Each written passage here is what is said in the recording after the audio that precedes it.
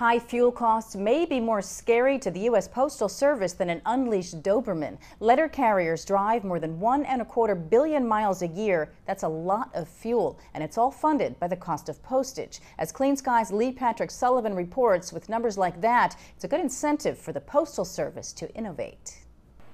Not rain, sleet, or lack of gasoline will keep Louis Rivera from his appointed rounds. That's because he drives one of the 30 new electric Postal Service vans on Manhattan's Upper West Side. To me, the electrical truck is a lot more easier. You don't have to gas it up. Just make sure it's fully charged and you're ready to go. It may come as a surprise, but the United States Postal Service has the largest civilian fleet of alternatively fueled vehicles in the world. And in this Northern Virginia garage is the Postal Service's Engineering Research and Development Center. 4 floors of tinkering engineers trying to squeeze out more miles per gallon. David Williams is the Vice President of Engineering at the U.S. Postal Service. We've always been on the leading edge of transportation technology, and so we're always pushing that envelope from a technology standpoint, really to reduce the cost of our operation. Think about it. The Postal Service delivers to every address in all 50 states. That's a lot of driving. So saving fuel is a big part of their operation.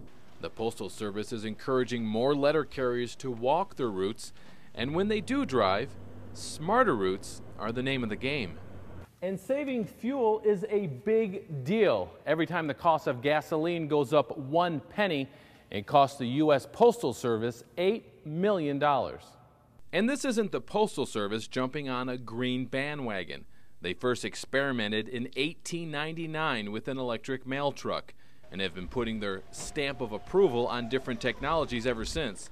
Currently, there are more than 45,000 alternatively fueled vehicles in their fleet, including E85 LLVs, or long life vehicles, also hydrogen, propane, electric hybrids. In the 1990s, the Postal Service started converting hundreds of their vehicles to compressed natural gas.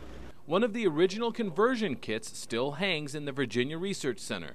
So does a relic from electric vehicles past. All right, Dave, I recognize this. This looks like an old EV1 charger from the late 90s from General Motors. Is that correct? That's exactly what that is, yes. And did you convert some of your vehicles over to the EV1 technology? Back in 1999, we converted 6 of our delivery vehicles to EV1 technology. So you guys, just like the CNG from the early 90s, you guys have been at this for a long time. Yes, we're looking at a wide range of alternative vehicles. And don't think the Postal Service is going to pick a winner.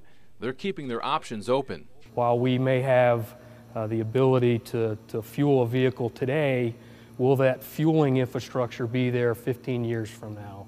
The Postal Service's competitors are also looking at ways to stretch their gasoline dollar and cut down on emissions.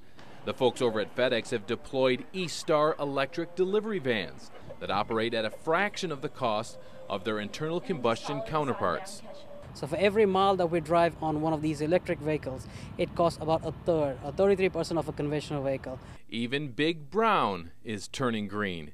UPS has invested heavily in CNG and electric hybrid trucks and has gone as far as banning their drivers from making left turns because waiting in traffic uses more fuel. But just like any technology, these vehicles aren't cheap. FedEx will roll out 400 of its E-Star trucks by the end of the year, costing more than $100,000 a pop.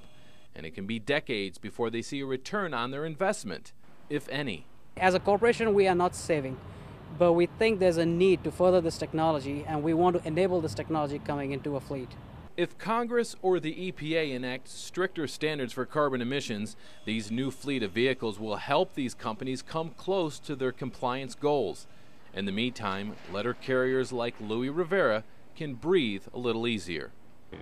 I mean, I got kids also, and it's good for them, you know what I mean, for the environmental too. Now, to these companies, being green goes beyond alternatively fueled vehicles. I'm walking right now on the roof of the largest mail sorting facility for the U.S. Postal Service. It also happens to be one of the largest green roofs in the country, saving the U.S. Postal Service more than 30% on their heating and cooling bills. In New York, Lee Patrick Sullivan, Clean Skies News.